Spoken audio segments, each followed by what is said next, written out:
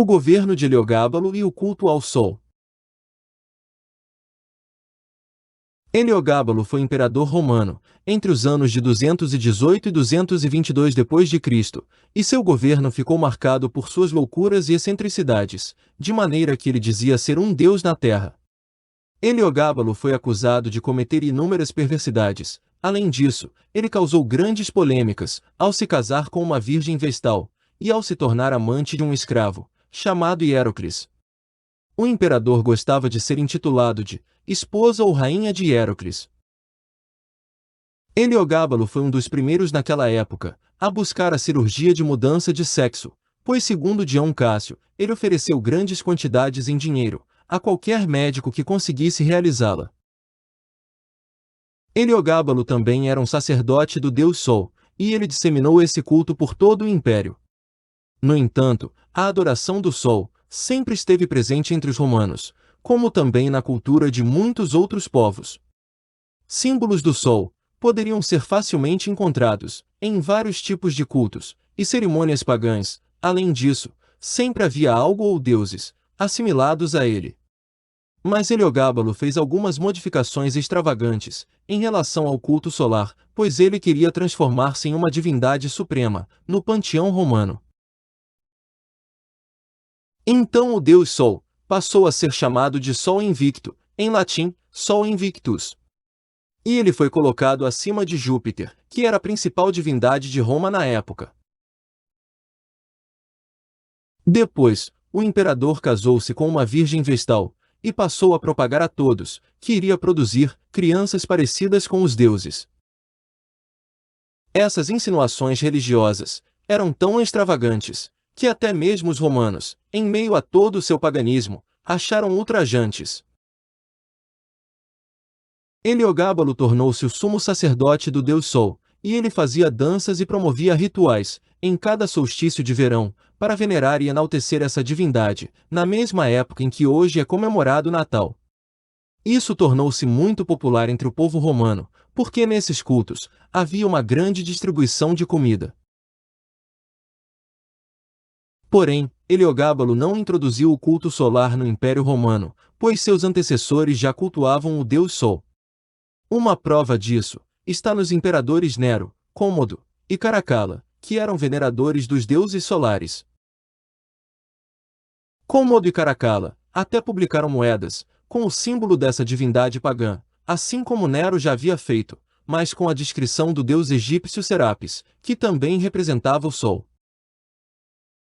Moeda de Caracalla, com a representação do deus Sol. Moeda de Heliogábalo, com o deus Sol invicto em uma carruagem. Além disso, Nero, que considerava-se um deus, construiu uma estátua de bronze, simbolizando a sua suposta divindade. Ela possuía em torno de 30 metros de altura, e era chamada de Colosso de Nero, Colossus Neronis. Após a morte de Nero, o imperador Vespasiano introduziu uma coroa com raios na estátua, e então ela foi intitulada de Colosso do Sol, Colossus Solis, passando dessa forma a representar o deus Sol. Por volta de 129 d.C., o imperador Adriano necessitava de espaço para construir o Templo de Vênus, e então ele ordenou que o monumento pagão fosse trasladado.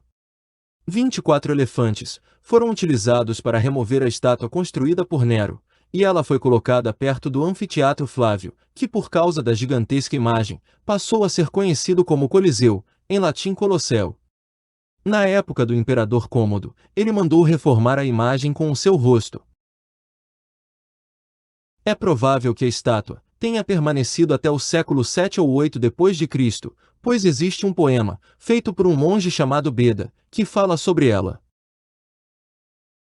Enquanto o colosso permanecer, Roma permanecerá. Quando o colosso cair, Roma também cairá. Quando Roma cair, então o mundo cairá.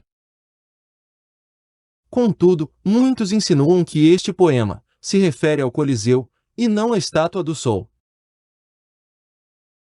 O Sol era muito cultuado entre os romanos, e às vezes ele possuía diferentes nomes, como Mitra, Serapis ou Sol Invicto.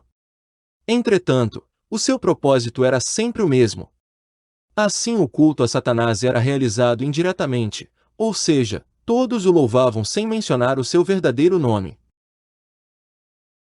A morte de Heliogábalo. Em 11 de março de 222 d.C., a guarda pretoriana, muito insatisfeita com o governo de Heliogábalo, decidiu assassinar o imperador e sua mãe Júlia Soêmia, os quais morreram abraçados.